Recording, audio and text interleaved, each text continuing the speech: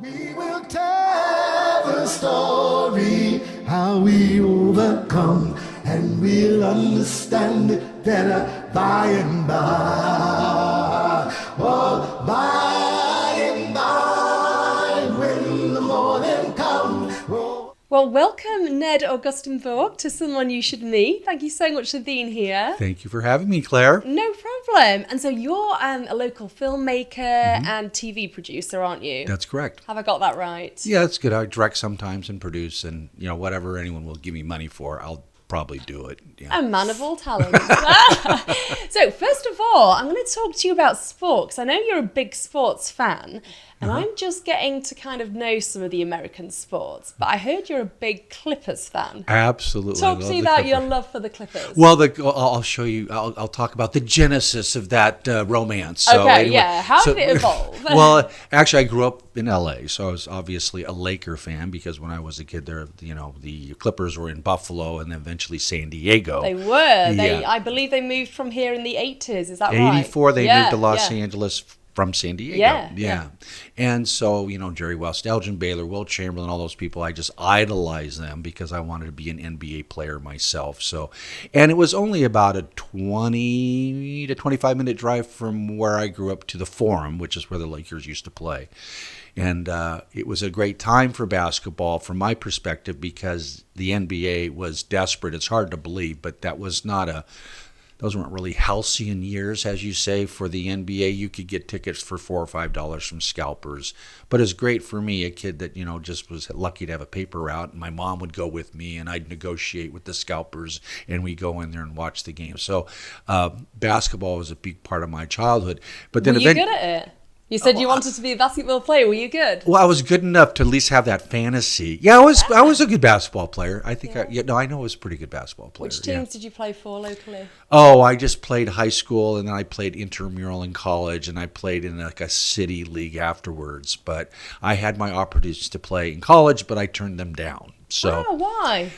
Well, this was a 17-year-old freshman. I actually didn't play my senior year in high school, so I was this kind of kid had been playing since I was 6, and I actually just got tired of basketball. It wasn't really the great experience that I had hoped it to be. Why not? Poor coaching. Those coaches are dead now, so I can probably say that. It was really bad coaching, and there was a lot of turmoil going on because that's when busing first started in Los Angeles. So most kids didn't have an issue with the transition of work, going to school with African Americans and white people for the first time.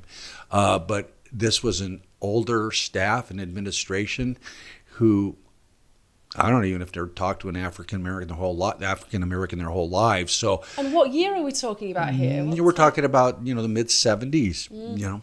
And so it was an adjustment period that I believe the coaches didn't have any compassion for embracing that challenge. But what was the mood like among players, though? Well, it was, this was only maybe less than a decade after the Watts riots, so there were ashes falling in our front yard. That was a very violent riot. Most people don't. That's quite a few years ago, but I remember it as a kid. It was a fearful time, and that whole area of LA was just being destroyed, and rightfully so. I think a lot of the kids didn't have a real strong impression of white people, so then when they go to a school with a bunch of white kids, it's not like, I don't think they were very comfortable with it. Everyone knew there was some sort of a cultural learning curve that would go on. And so the players didn't have, the coaches were intimidated by the African Americans that were the students. They just didn't know how to respond. And so there were just problems there. And I think it was just a lack of compassion and caring by, like I said, the coaching staffs and the administration.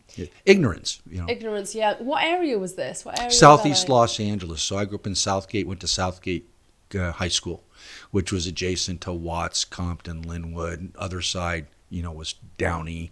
And so they used to call Alameda Boulevard the Mason-Dixon line, making a Civil War reference between, Wow. So it's different times. It's different times back then. What's the area like now? Because I'm still really quite new to the Oh. States and new to our area here. So. Well, curiously enough, like when I went there, what was sort of interesting, I always imagined people watching primetime network television, and there was a lot of shows that circled around high schools and middle schools, and because you're always looking for the younger audience. And I always called my high school was like the perfect TV cast. It was 33% black, 33 Hispanic, maybe 1% Jewish, and the rest Anglo kind of a thing, maybe 40% Anglo. And that's what we were like when I was there. But curiously enough, now if you go to Southgate High School, I think it's 99.7% Hispanic, and of those, they're Mexican. So it's really become a Mexican area. And I'm kind of proud because I said this. I said my hometown is turning into the Beverly Hills for illegal aliens. And about a year ago, when I was reading the LA Times, it was the headline in the Southeast section or whatever it was, the community section. Southgate, Beverly Hills for undocumented workers. And I said, oh, they got it. They figured it out. And so that's where I grew up, what is now the Beverly Hills for undocumented workers. What do they mean by that term? Explain Because what it you mean. has everything there that a transplant would want. It has jobs. It has wonderful parks and recreation, and it has a culture that's already there that's almost mirrors, Mexico, certainly northern Mexico. So if you're able to get over to this country illegally, I mean, that's the place to go. You're going to have a nice place to live, and it's a thriving community. So there's money, and the economy is very good there. Yeah. Do you think that should be a bit of a blueprint for other communities that are maybe struggling with integration? Well, it'd be tough to do the blueprint because Southgate is so industry strong. So that's part of the reason its economy works so well. There's just tons of jobs. So it's like when a developer goes into the area, very smart, experienced developers that are building homes or office buildings, the first thing they're looking at, jobs. If there aren't any jobs, I'm going to another region. So that's the downfall because, industry brings pollution. So I wish I could say that was the blueprint, but it's worked for it's worked for probably 3 decades now, at least in that area.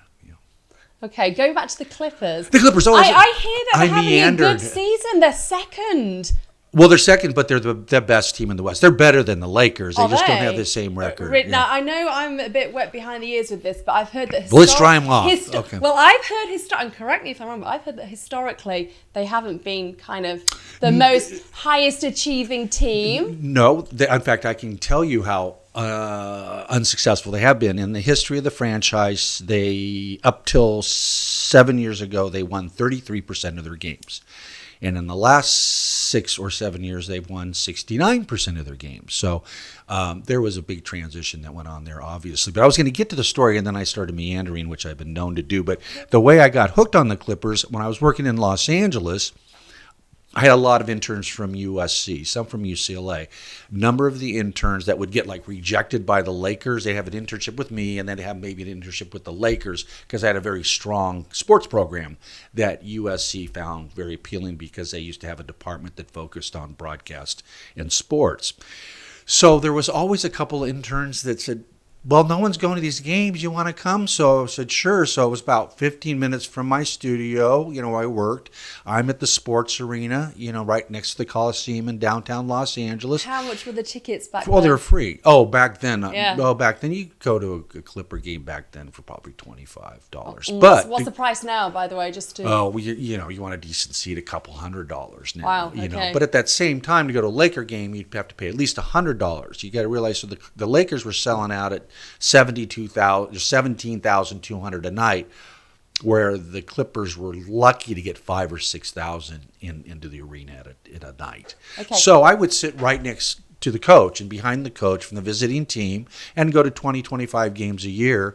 And I got to hear every coach in the NBA in their huddles during timeouts, make their decisions on how to compete against the Lakers. And I just got hooked on it. And I knew it was a era that would never exist again, where there was a team in Los Angeles that nobody cared about and that you could easily get into. And especially me, I got in for free because my internships were so kind to me. Yeah. So it was, I did that for about, 4 or 5 years. So that's how I got hooked. Yeah. Wow. Okay. And so, what keeps you a Clippers fan? Because obviously, they haven't had the most, smoothest of, successes. Well, I think it's kind of like, here's the perfect boring team in the history of sports. It's the Golden State Warriors. I would find that team to be boring to be a fan of because they were so good. I mean, they had 4 All-Stars on their team. They're supposed to win, and they did win.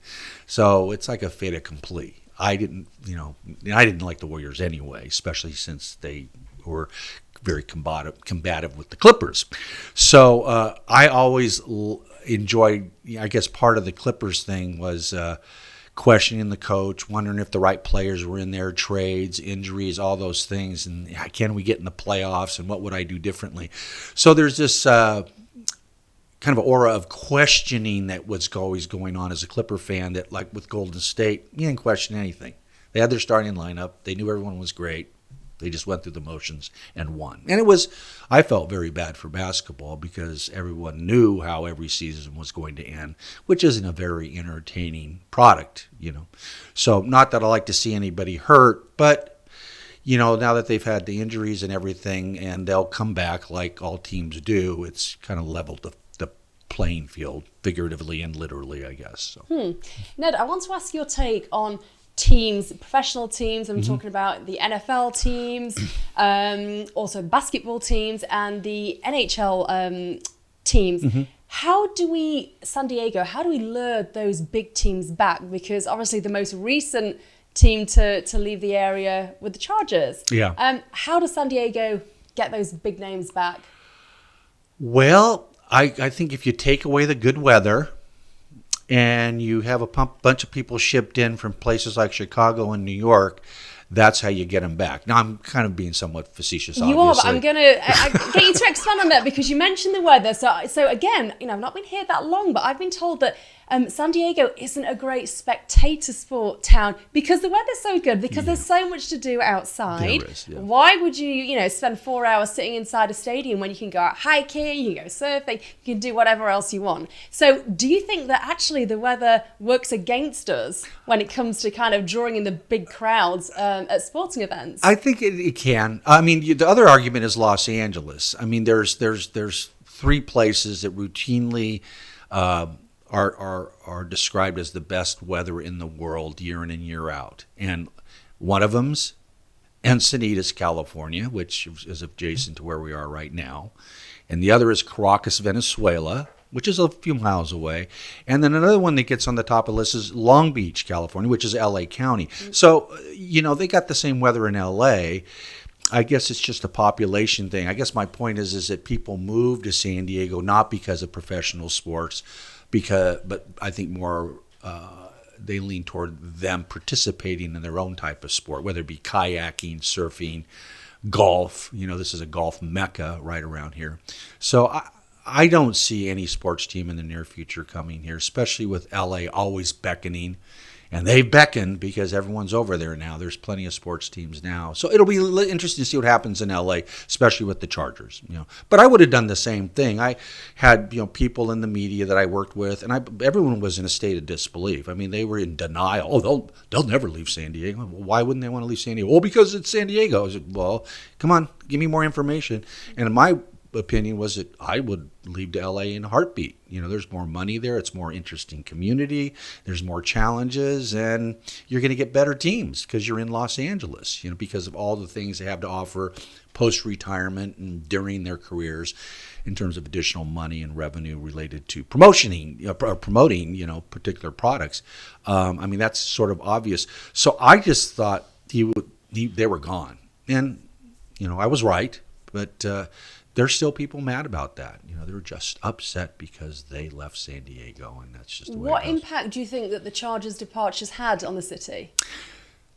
I think a lot of emotionally, a lot of grief and disappointment. Financially, that's always up in the air. There's always figures on both sides that come up and say, "Oh my God, how are we going to survive without all the money that was brought in by the Chargers?" But I'm neutral on that. I think it's kind of an even Steven situation between what most cities pay for a franchise to come out to their city versus what's brought in transient occupancy tax and those type of things, and just people buying souvenirs and paying for parking and all that. So, what about the infrastructure though? Because Petco Park's a fantastic place, but outside of Petco, we don't really have the stadiums, do we? I mean, how do you think infrastructure also impacted the Chargers' decision to leave? Well, I think there's a lot of folks, and of course it didn't pass, for saying the solution to that was to have a football stadium near Petco and just do that routine, kind of like what San Francisco's done and other cities have done. I don't know if that's the answer. I do know that I couldn't stand Qualcomm Stadium from any perspective, from a fan's perspective, and certainly not from a professional perspective. The city didn't do what they could do to maintain that. It was a nightmare to cover a football game there live, So that's where the Holiday Bowl is held. Yeah. So I've been there a couple of times, and I agree with you. And coming from England, for example, the town I come from, Doncaster, we have a fantastic new stadium. Our town is small, but the stadium's one of the best in the Professional Football League in England. Okay. And so it can be done. So I was surprised to go to Qualcomm, for the Holiday Bowl and see how, really quite dilapidated it is. It's a good word. And it really is. And then obviously, we're trying to showcase San Diego during that game, and there are teams coming from other parts of the country, and all eyes are on us. And do you feel that that's kind of the best display of what San Diego has to offer in Qualcomm? Well, no, I mean, it's like every other stadium, it just gets old and it gets dilapidated, and it's had its time. It's just that the voters have spoken. They said, we don't want to spend the money on a new stadium, and they're not going to spend more money on a new stadium. And that's just the way it goes. I mean, you're never going to get an owner of a team to pay for something like that. That's got to come from the taxpayers. So it looks like... So do you think the city needs to step up a little bit more make it more a priority? Yeah, politicians have to, get their arms around the constituents. But it looks like, and I'm speaking out of ignorance on this for sure, is because I really haven't been following what's going on with San Diego State and the new stadium there, and being soccer friendly, and certainly being San Diego State football friendly. So it looks like there's some wonderful things to be developed from that. So I think in the end, I think there's going to be a good fit for San Diego. But I think most San Diegans can say, I grew up in, like I said, Chicago or Pittsburgh, and I'm happy to meet, to cheer on those guys via the television. Because in the end, with the exception of the NBA, and maybe hockey, most sports are TV events. You're gonna get the full package in terms of enjoyment by watching a sports event on TV. It's just getting so sophisticated now. So Ned, you're obviously a big basketball fan. What impact did Kobe Bryant have on the sport? A major impact. In fact, it almost seems like he's had made more of an impact, unfortunately, after his death. I mean, what an impact that was. I mean, that was like an atomic bomb. Well, I remember when Kobe came to the Lakers, and he was the result of in terms of being on the Lakers, of the genius of Jerry West. A lot of people don't realize Jerry West was his biggest fan. And I think he was 17 years old. And, I remember I was rooting for him. Come on, kid, get it together. Because you could see the basics were there for superstardom. And I always gave Kobe credit in his early years for being so aggressive and taking critical shots that most rookies, even second-year guys, wouldn't do at certain times in the game. Taking a 33-footer, with a minute and a half left, down by 1 or 2, and it's a critical time. And he missed a lot of those to begin with. But I had to give him credit. He kept going, he kept going, he kept going. Of course, he just got better and better. And it reminds me a little bit of Magic Johnson, because I remember when Magic Johnson was 18, I think, or 19 when he came to Los Angeles, bright-eyed and just looking around at this city, wondering what's going to happen to them. And in both cases, they became absolute superstars. And, a major part of the Laker family. So, and anything Lakers is big. I don't know, maybe the Dallas Cowboys have more fans around the world. I'm not sure. But I wouldn't be surprised if the Laker fans outnumber them on a worldwide basis. People just seem to like that purple and gold, and they remember Magic, and they remember all those wonderful, entertaining games that, he oversaw and he was responsible for. But, fandom is a bizarre thing anyway. I still haven't really been able to figure it out. I sometimes question myself, why am I a fan of any team? Right now I'm really only a fan of the Clippers.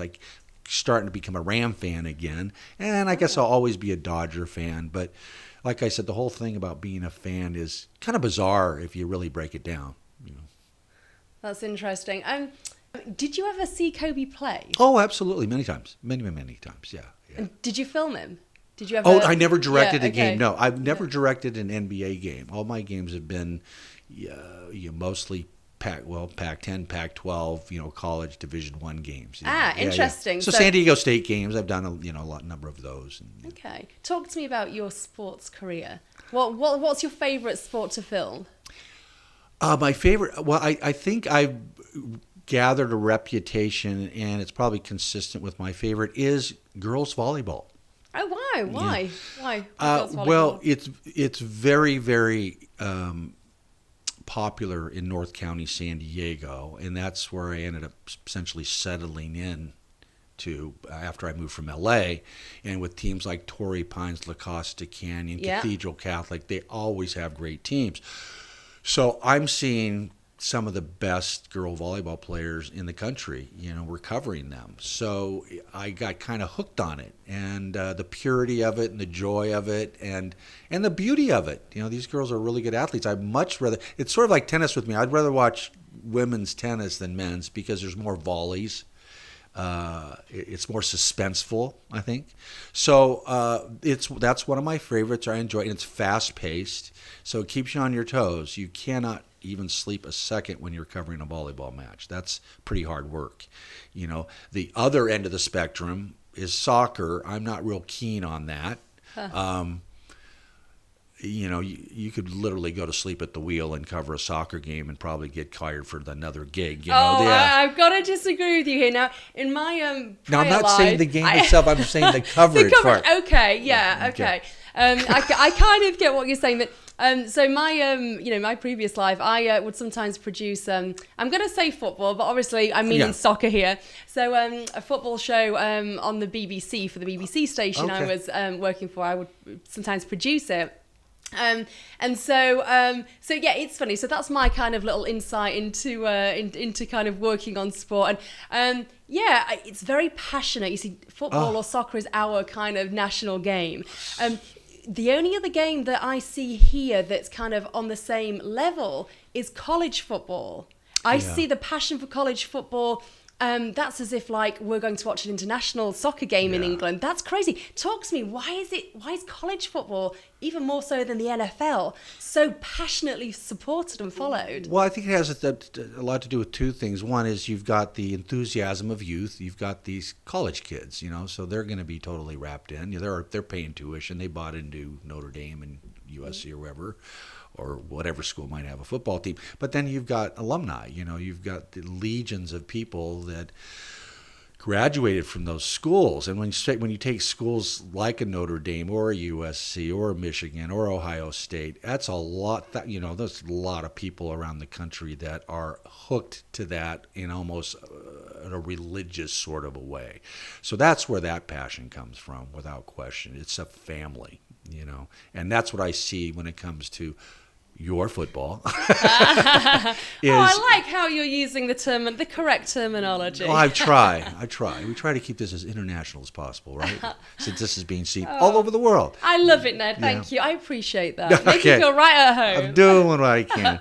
But the thing about soccer, football, is there's a beauty to it. I got exposed to it, when I was young, because I think it was part of an obligation. And to me, the field was far too big and the rewards were far too small to run that far to do it. So what's interesting to me, Ned, I know that the kind of passion doesn't necessarily transpire into a professional setting, but certainly like kids, like young kids, elementary kids, middle school age kids, they are all playing soccer on the school playing field. So why then, if kids are so into it, why is the American national side as good as it should be, for example? Well, I think it's a better time. I mean, I've been hearing for 30 years, soccer is going to be the game in the United States. You've been hearing, well, when is that going to happen? When is that going to happen? It's finally starting to happen from a youthful perspective. But I'm going to kind of steal some material that I made some of these same observations myself. And I don't think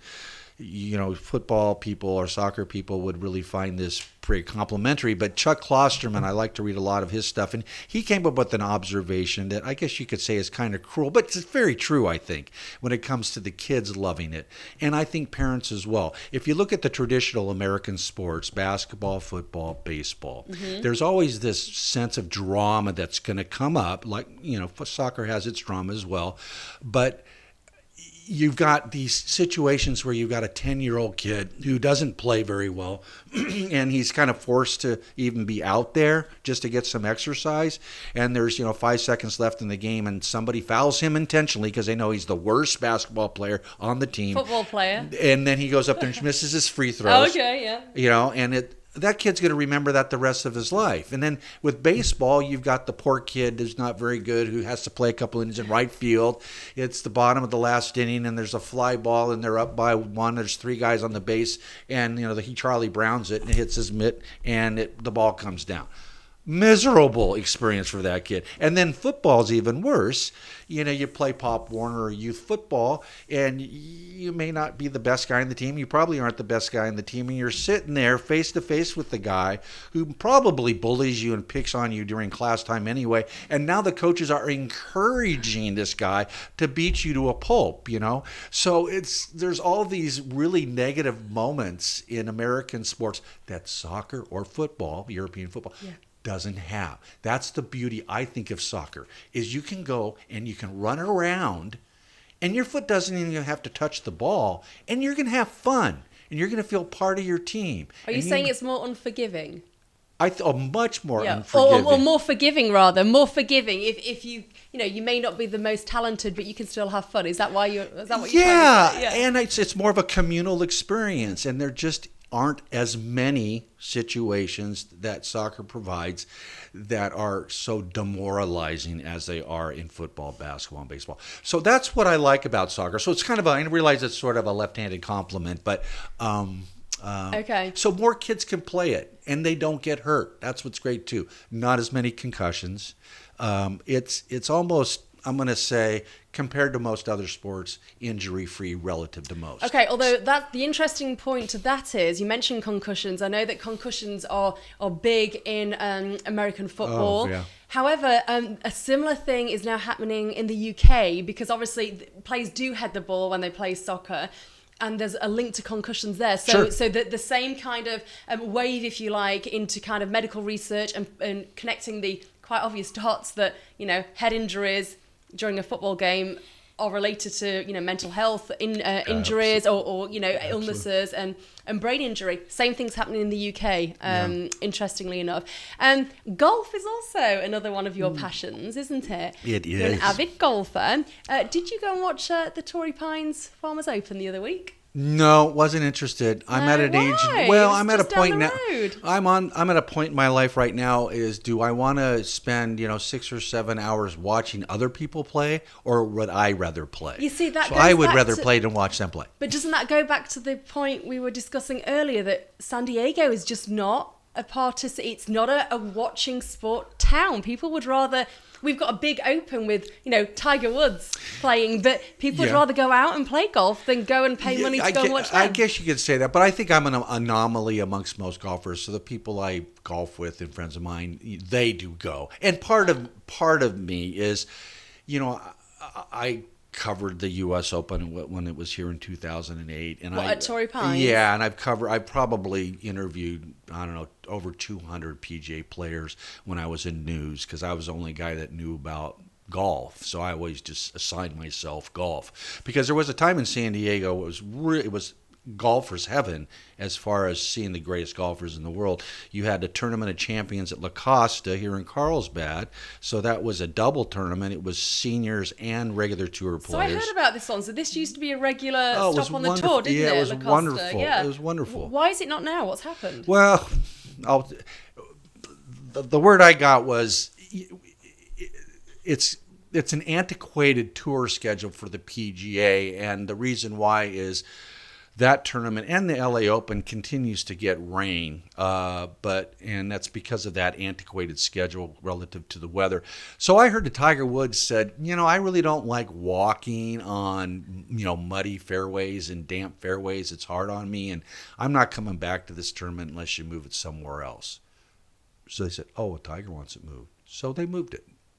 So they moved it to Tucson. Nobody came to that. And I don't think Tiger even showed up. I think he came to a few in Tucson. I'd have to look at his record on that. But so that was a big loss. But Tiger owns the PGA. I mean, he's the guy. He's the golden goose. If there ever was a guy more than anybody else that has represented an incredible avalanche of revenue generation for any sport, it's Tiger Woods. So, I mean, it's almost like Tiger Woods can't make enough money to compensate what he's given to others monetarily. So whether you like the guy, love the guy, obsessed with the guy, everyone has to admit that. So what he says kind of goes. But he is here pretty much every year for, the Farmers. And it was great he showed up. And it's great success. They have great galleries. They have a great turnout for that. So golf is sort of an anomaly compared to the other sports as far as attendance. Yeah. What impact does Tiger Woods have on a tournament as far as, people turning out to physically be there or tune in to watch it? Well, thousands of more will come. I mean, typical, at least 25% increase in attendance, and not to mention, the money on advertising. So if NBC, Golf Channel are covering it, if Tiger is playing and then in contention, everyone's happy because the money's pouring in and they're getting great deals from the advertisers, are getting lots of exposure, and they're able to maybe in the future charge even more knowing that Tiger has a chance to win. Now, those days are starting to dissipate, and there's Tiger fans out there that say, well, he'll still win a bunch of majors, and I don't necessarily see that happening because Father Time gets everybody, and I think it was pretty fortunate and cool, and he won the Masters. I didn't think he'd ever win one prior to that. So my opinion is he's done. But the more he's in contention, the better it is for golf. And it's not because I like or dislike Tiger. I think he's a great guy. I mean, I interviewed Tiger when he was 16 years old and when he was 17 years old for ESPN in junior golf. And what did you make of him at that age? I thought he was the greatest little kid in the history of little kids. I really did, because I saw him, I think he was 16. He was Tiger was leading by 6 strokes in his division. This the highest division. This 16 to 17-year-olds, 15 to 17 or whatever the division was. And he had I believe it was a 6-stroke lead ahead of this kid from Caracas, Venezuela. I'm trying to remember his name. I know it was Gustavo something. I can't remember his last name. And so anyway, Tiger shot 76, and this kid from Caracas shot 68 and beat Tiger.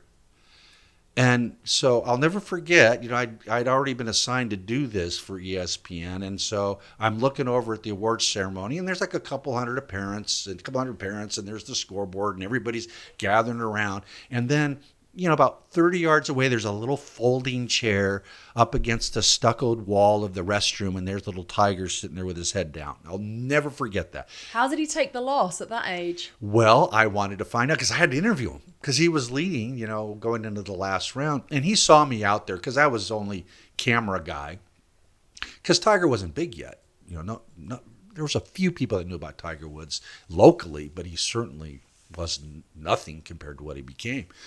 In fact, I had to pitch ESPN heavy on Tiger Woods. Wow. I said, no, this is big. Yeah, we've heard of him. They really downplayed it. But I finally said to ESPN, because I was a stringer for him, I said, look, I'll shoot it. If you don't like it, don't pay me. Like, oh, we'll do that deal. They like that idea. It's not that easy. And So anyway, I went over to him and said, "Hi, Tiger. I'm Ned. You know, you've watched me out here the last couple of days. I've been shooting you a lot." He goes, "Oh yeah, how you doing?" I go, "Fine." I said, "I hate to do this. I played a lot of junior golf. I know where you're at right now. Can I get you for an interview?" He goes, "Yeah, sure thing." And he was the best interview. He was very philosophical, mature for his years, and took it very, very well. And he says, "Well, you know, you saw me out there. I just played terrible, and I didn't deserve to win."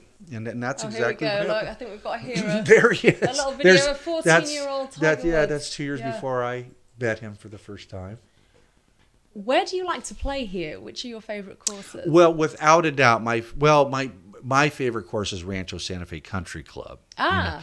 That is just an absolute gem. What do you like about it? For anyone who hasn't played there, why should they? It's private, so there's a lot of people that haven't played there that want to play there. I was fortunate to play there a lot of times because I had a lot of friends that were members, so they kind of pulled me along. It's just, you know, the eucalyptus trees and those trees lining the fairways and the isolation of every hole. Every hole you feels like it's the only hole on the golf course because you're kind of, like I said, in this sort of isolated surrounding when it comes to the way it's laid out. And just the genius behind the architecture. You have everything you have there. You've got long par fours, short par fours, long par threes, short par threes. And you never get into you never get into any kind of a lull or a funk. Some golf courses, the holes tend to sort of repeat themselves and they look similar and they place similarly. With Rancho Santa Fe, it's every hole is like another surprise. You got to put on a different thinking cap, right? And so that's what I love about that. But what about public courses, though?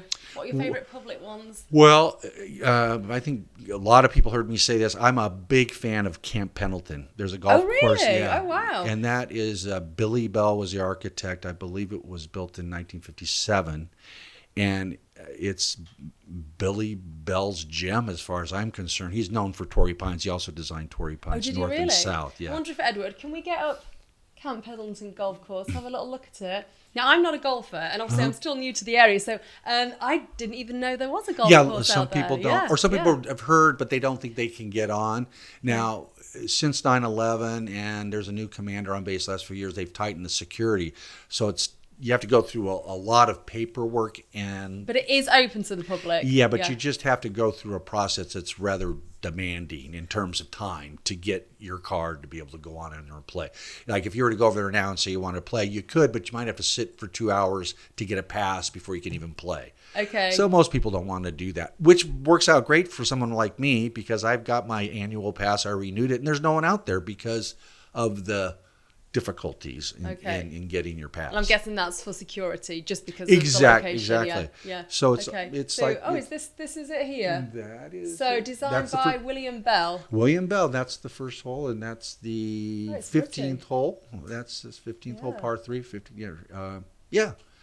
And they redid what's cool is they found the blueprints of the original design of the course, and as much as they felt necessary, they resculpted the sand traps, and that really made an aesthetic and playability difference in the course when they resculpted the bunkers. Well, according to Golf Advisor, which is what we're looking at, it said that this is one of the best military courses in the country, according to whoever wrote that report. I've played golf all over the world, and this is one of my favorite courses in the world, really.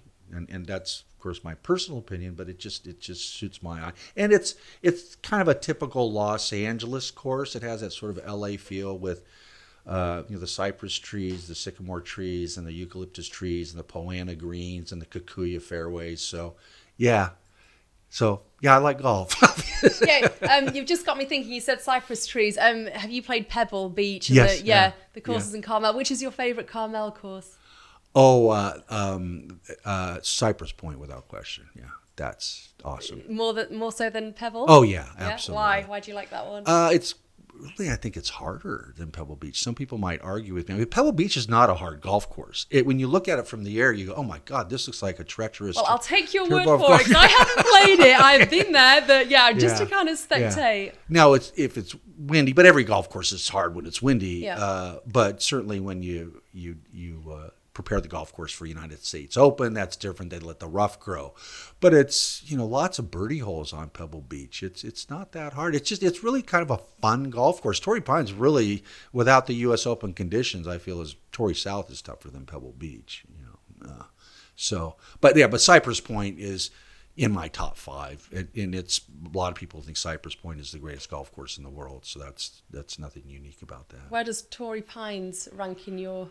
I kind of, I'm not. There aren't too many people say this, but I kind of like the South a little bit more before it got redone for the U.S. Open.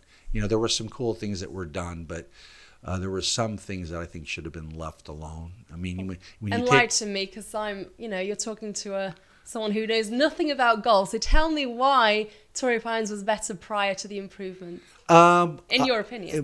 Man, of course. I guess you should never have to say in my opinion, because it's obviously I'm talking and it's my opinion, right? Or else I'd say in someone else's opinion. But anyway, I won't go there. But, what I did like what Reese Jones did is he shoved a number of greens closer to the cliff in the ocean, which is fun. That makes it dramatic. What I didn't like was the fact that there's so many tiers on the greens. I think one of the challenges of Torrey was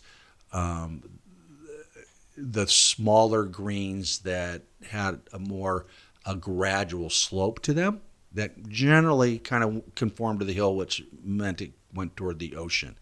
And I thought that was part of the charm of the golf course. So with multi-tiered greens and larger greens, that's the part that I didn't really find appealing to me, So that's just the way I think. But they paid Reese Jones a bunch of money, and the USGA seemed happy with what he did, and the U.S. Open has been fantastic. It was a great U.S. Open, so everyone was happy.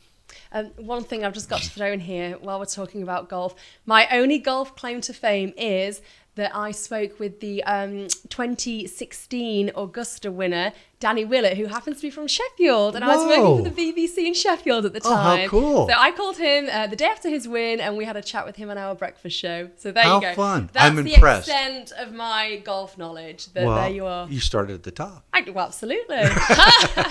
Now, changing tack, talk to me about your documentary making. And in particular, a certain documentary that I believe you just finished after taking over 10 years to make it. Over 10 years to Talk make it. to me about it. I think, here we go. Okay. So it's called The Ballad of Don Lewis. That's correct. For people who don't know him, who is Don Lewis, first of all? Well, first, I've got the subtitles important to me, but it's always somewhat, hidden in the graphical format of the title. But it's The Ballad of Don Lewis, the untold story of a synthesizer pioneer.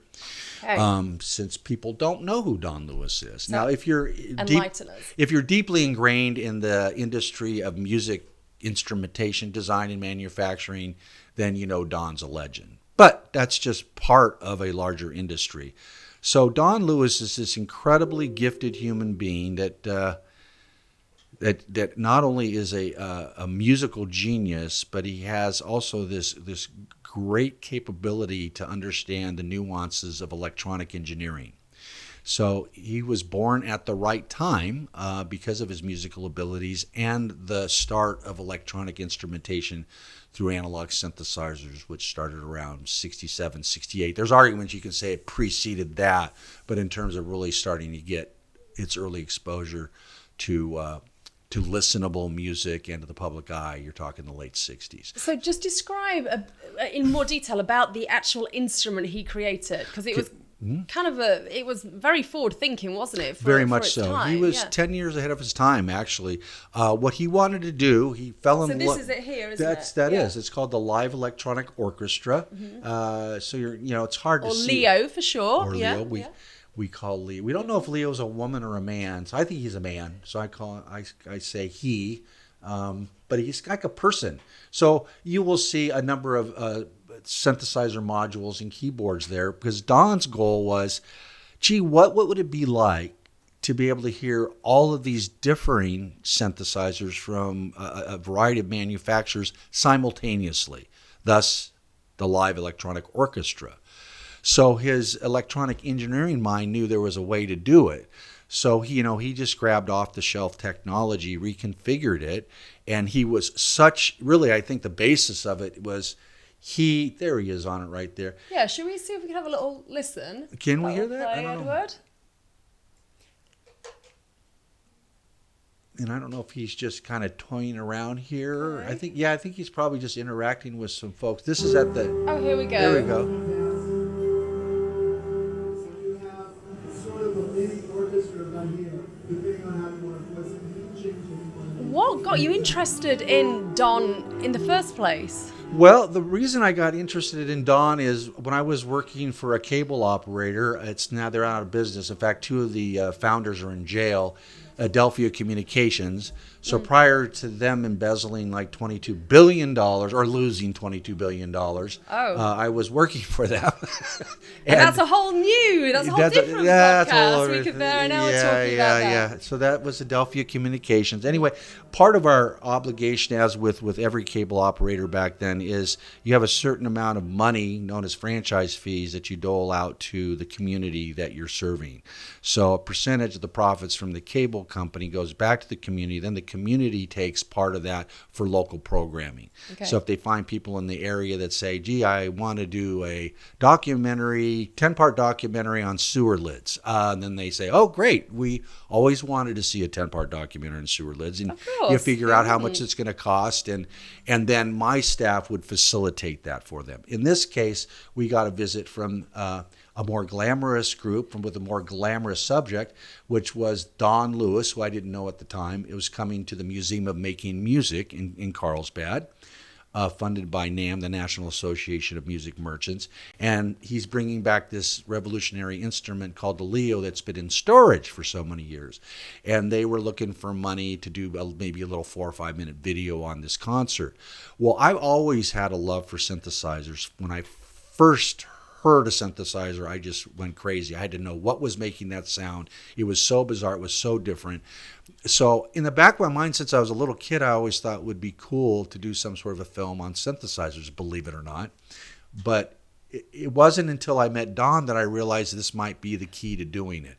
So I cashed in some favors, and we got a truck to cover the concert at the Museum of Making Music. It was a 3-camera shoot, and got a dolly and the whole bit, thinking that maybe this would just maybe be a minute or two in a larger documentary covering a broader scope of the industry. But then as I got to know Don more and more, I started to realize, hey, this guy's interesting. He loves to talk. He loves the camera. The camera loves him. So the relationship developed. So finally what I did is I tried to take that footage from that concert and turn it into a 1-hour piece, sort of what was Martin Scorsese's The Last Waltz. I don't know if you ever saw that. I haven't. Okay, well, it was The Last Waltz was the band called The Band. It's an American band that was retiring. They had friends come for their last concert, and Scorsese was smart enough to realize it should be shot. So I was thinking I would do sort of a Don Lewis version of the band in this form. And so after I cut it up with the interviews that I'd done, I realized it wasn't working. And it was really, to me, very claustrophobic, and it just wasn't airable. So that took me working on that off and on a couple of years. So I eventually called back Don Lewis and his wife, Julie, and said, well, if you're in town, you want to see this, you come on over. So they did, and they sat in the control room, and I'll never forget this moment. And I play it for them. I'm in the background, and they're not saying anything. They're just listening to it and listening to it, listening to it. And then I saw her grab his hand, and then I think they both started kind of tearing up at the same time. And I'm going, oh, they really think this sucks. It's like, I think, how do we tell Ned that this isn't really working for? I didn't know what they're thinking. Yeah. And then finally, Don said, Ned, can you please stop this for a second, because this is way too much for us to handle. And I said, okay. And I stopped it, and they hugged, and they just said, you don't know our background completely, but this instrument was everything to us, and this is the first time we've seen Leo live recorded this well. Oh, wow. And in this way. So this is just taking us aback. So that's when I said, well, this is the good news is I'm glad you like it. He said the bad news is it's never going to air because I don't like it. So that's when we started talking about doing a documentary. Talk- See back in the day? Sure. That San Francisco news piece? Yeah, so he was a big name in the San Francisco Bay Area, wasn't he? Incredibly big name. Do you want to let this ride itself? Okay. So here we go, 1983. Anything that was movable on his body was being used in the performance. And at the same time, his voice just flowed. This is a guy who's swimming upstream. It's like, how you look at it? I was a salmon. All of this music sounds like it's coming from a 70-piece symphony orchestra, but it's not. It's coming from one extremely talented Just man. listen to the and a lot of different electronics sounds right now. It's amazing. Yeah. And of course, that's done with one terrible mic hooked to a camera. So You know what though? He had some problems with the musicians' union, didn't he? Not everyone was a big fan. Why were they so against him? well, they weren't necessarily against him, but he was a good person for them to focus on. Okay. It was very efficient for them. What the union didn't like, which most unions don't like, and it's understandable, is they're anti-technology. This represented technology and a major threat to the musicians' union in their head. So they felt that, well, synthesizer, they didn't get it that a synthesizer was just going to become another instrument, another part of your palette, so to speak, along with pianos and guitars, right?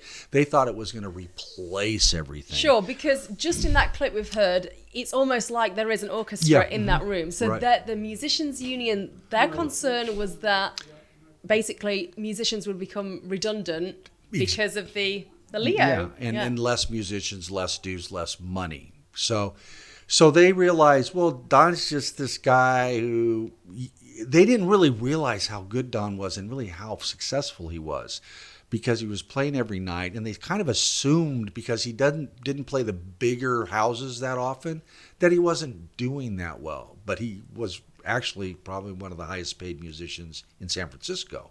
Who did you interview for this film? Well, top of the list was Quincy Jones, and then I did. What was he like? What did he have to say about Don? Quincy was great. It was, I'll never forget when they embraced as we pulled up to the Bel Air house. It was, I couldn't get them to stop talking. I mean, we had to get the interview going. So, but Quincy was so happy to see Don. It was like, well, let's drink some wine and let's get some food out here. And so I'm looking at the wine being consumed, and I'm looking at the food coming out, and I'm looking at my watch. It's, we need to get going. Plus, one of his secretaries had made me promise that I would get in and out of there in less than a half an hour, because he had a social... Wow, that was a sporting estimate. Yeah, because he had a social function he needed to go to that he never would go to, and she promised the neighbors that he would go to the social function. And so after about 20 minutes, I went up to one of his, I won't, caretakers isn't the right word, not really a bodyguard, I'll say valet, okay? Big, bulky guy, nice guy. And I said, here's the situation. I said, I got to get this done in the next few minutes. And if I don't, I'm going to run out of time. He goes, well, where do you have to go? I said, no, I promised one of his people that works for him that I'd get him out of here in the next 10 minutes. And he said, look, Quincy's having fun. Don's having fun. You're having fun. You're happy. I said, yeah. He goes, well, Quincy's the king. He's happy. You're cool. I'm going home. So you stay here as long as you want. Don't worry about the other engagement. I went, oh, great. So then I could relax. So how long did it take to actually get that interview? I think it was about an hour and 15, 20 minutes. I had to stop the drinking and say, we got to do the interview now.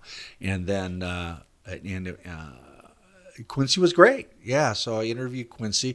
It was a little bit of a different interview because he had to hearken back to quite a few years, because he had hired Don because no one knew in his crew about synthesizers, and he had this great group called the Brothers Johnson, a potentially great group from Los Angeles, a couple of brothers that played bass and guitar and did some really funky, cool stuff. And Quincy being the quintessential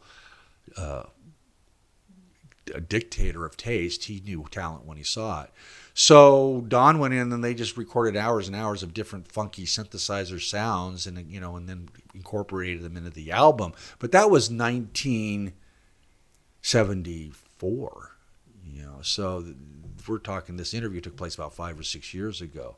But I couldn't believe it. He actually remembered a couple of model numbers of synthesizers and the process in making it happen. And the thing that was big about the Brothers Johnson, which you'll never forget, even Quincy Jones, is in 3 months they went platinum. It was nuts. And they didn't even have a band. Wow. Yeah, so it was pretty crazy stuff. How'd you go about interviewing someone as big a name as Quincy Jones? Well, that was interesting because I'll never forget this. I had been telling Don, Don's so humble, he never really conveyed to me some of the great names he worked with, like Billy Preston, the Beach Boys, Marvin Hamlish, Michael Jackson. And it took me a long time for him to tell that to me. And until I finally said to him, I said, we're missing something in this film right now. I said, I need celebrities. I need people I said, you know anyone in the industry that people would recognize, household names? And then he rattled those names off. Wow. It's like, well, why didn't you tell me before? I would have liked to have known this before. And then we kind of muddled around on that whole topic for a while because I was continuing to work other jobs.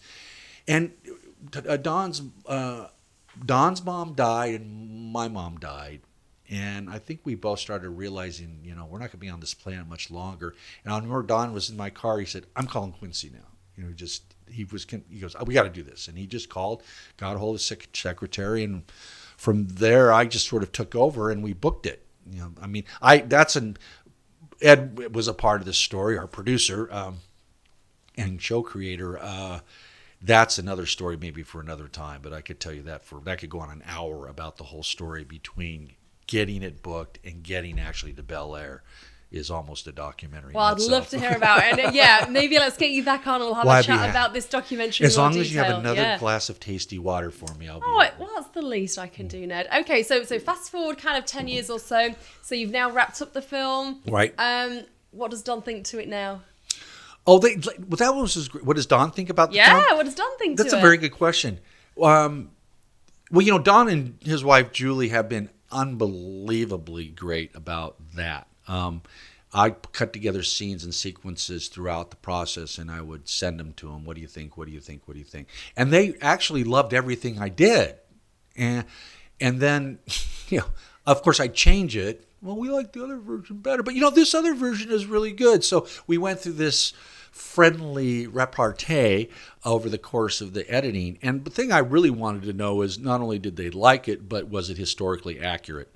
And that's where both of them were just absolutely incredible and invaluable because they were there. And while a lot has been written on electronic music and a lot has been written about synthesizers, not so much about the people behind making and manufacturing and the politics and the commerce behind it all. And they were there, so everything is truth. People say documentaries are truth. Well, not really.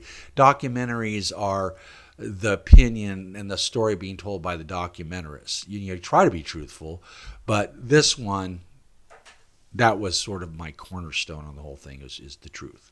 So. Why don't you think that synthesizer actually kind of took off in the way that maybe it could have?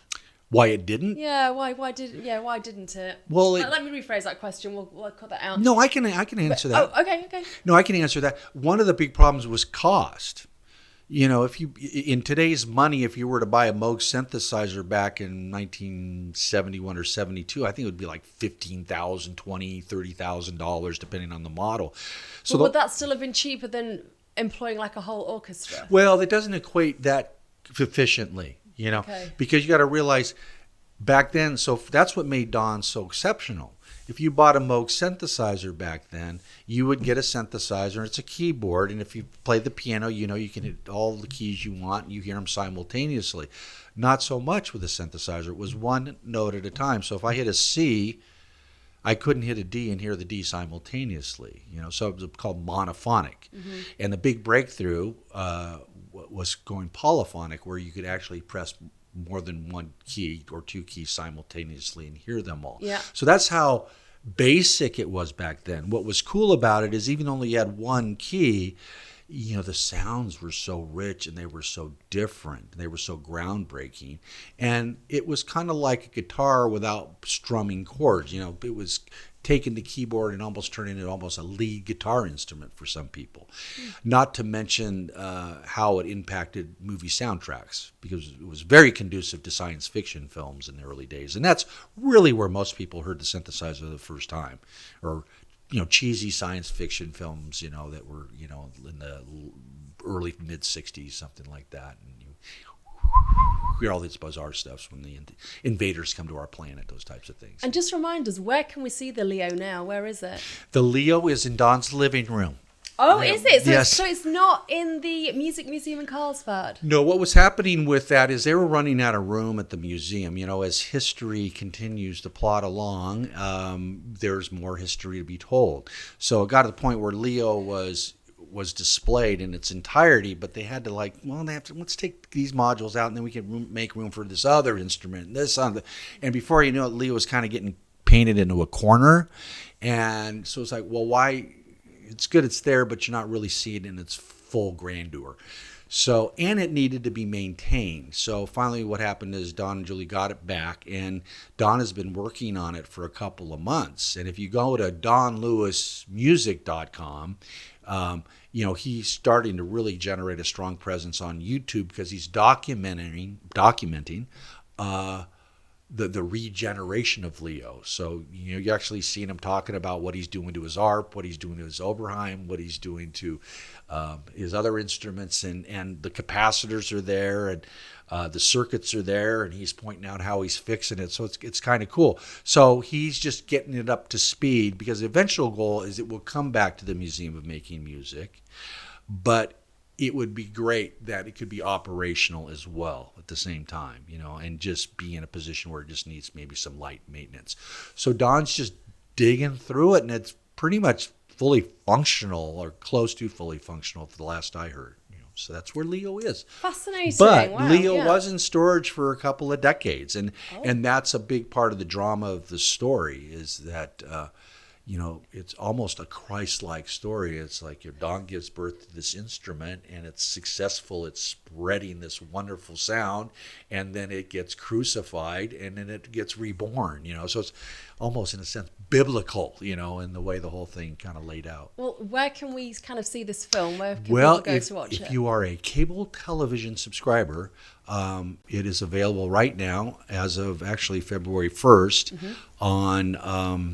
on demand. So if you go to your pay-per-view or on-demand platform within your cable services, you can get the Ballad of Don Lewis. There are some streaming opportunities as well through In Demand, which is one of the distributors, and then my agent is the initial distributor that's making all this happen, which is Mark Bruder from BRI Distribution. So you can see it right now. And what's that? Yeah, can we have a little look at the trailer? Yeah.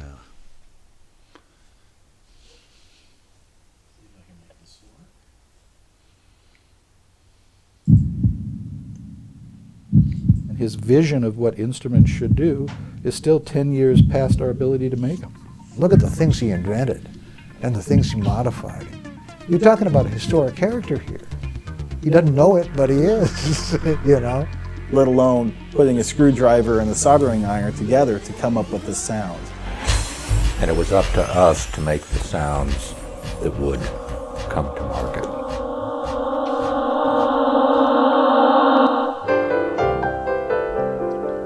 There's all kinds of stories through history when you have the greats, the Galileos were persecuted. And you have to really think that Don Lewis is like a Galileo. Where is that? Where was that shot? Catalina. Ah, okay. He was an extraordinary danger to the musicians' union. I mean, the musicians' union at that point was hanging on for dear life. To me, it was never an attempt to displace a musician, just another instrument and color in the orchestration. There were a lot of things that they insisted continued as a tradition. One of which was black musicians were listed separately than white musicians. I mean, it takes a while to overcome that kind of pre-programmed prejudice. He was a pioneer. His forward thinking was way beyond what most people were even dreaming of. He got it. How dynamic these sounds were and just how difficult it was to do that.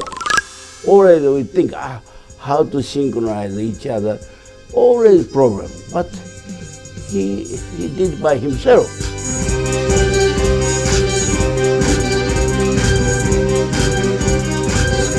Amazing when you just hear the different number of sounds that are coming out of that one piece of kit.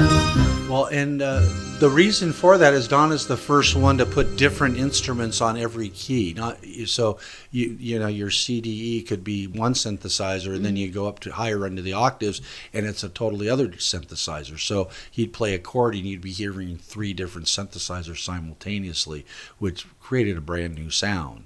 But when we use the term that Don was, or make the observation that Don was 10 years ahead of his time, that's essentially because of that. So Don wanted to be able to pull from a variety of sources simultaneously, and he was the first to do that until 10 years later when MIDI came out and was finally accepted as a utility or a protocol that people still use to this day if you want to use multiple instruments on one particular keyboard or two. Okay, so fascinating piece of music history right there. Talk to me about filmmaking in San Diego. You know, what's the market like? Well, that's hard for me to describe. All I can tell you, it's been an incredible experience for me, because if I wasn't in San Diego, I never would have been exposed to the Museum of Making Music in Carlsbad, and I never would have met Don Lewis. So from that perspective, fantastic. But documentaries are different. Certainly in my case, it was independently produced, mostly independently funded. We did raise quite a bit of money, but certainly it didn't cover the whole nut, believe me. So it's not like I was doing a feature narrative film and I needed to get licensing to be able to shoot on location, determine location sites, and tap into the resources of the San Diego Film Commission. I didn't need to do that. So that whole experience is something I'd love to do sometime if I could find a script or create a script that is worthy of shooting. But as far as the San Diego market, it's kind of just me editing at home 90% of the time, because documentary is so much editing. And that's really where you're telling the story, unlike a film narrative where I'm not downplaying the process, but once you get the script, once you get the shoot done, if you've done the right things, it's paint by numbers in a sense. I don't want to downplay fantastic, editors that cut narrative film, because they're tremendous. But compared to somebody like me that's sitting there beating their head against the wall for months or months trying to make sure some sort of story is going to be structured from all these interviews, is a different process, to say the least. So my point is, it's sort of isolated from whatever I could have been in Dayton, Ohio, and done the same thing once I got the footage. So but that's the process of documentary making. It is a bit of a labor of love, isn't it? The hours that go into it, and it's very laborious, and you're always questioning yourself, and then you have friends that are questioning you, like in this case, which is common when you do something on a no name or someone who's not a household name. Like, why you spend all this time on somebody no one's ever heard of?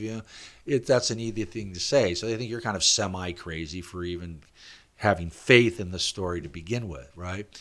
Mm-hmm.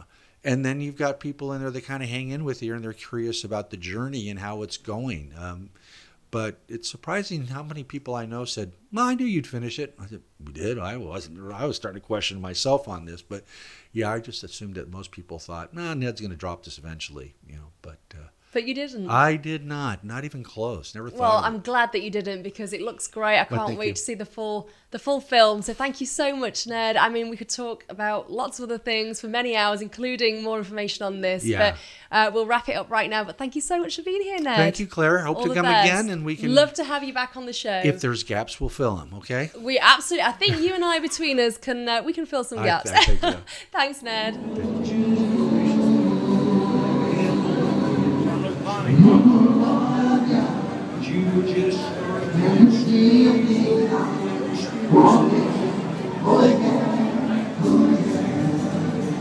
I want to tell you a story how it happened to me. I was walking myself down here and I with all the folks standing around me. I said, Lord, have mercy. So glad to see you. I said, Lord, have mercy. Yeah, I'm so happy you came back here. Come here, Lord. Come back here. Come back here, Lord. Come back here. Come back here, Lord. Come back here. Whoa. Everybody wants you to come back here. Let me sing it. Y'all be careful now. Come back here. Come back here. Smile, Lewis. Come back here. Good work. Come back here. Come back here. Come back here. Oh, come back here.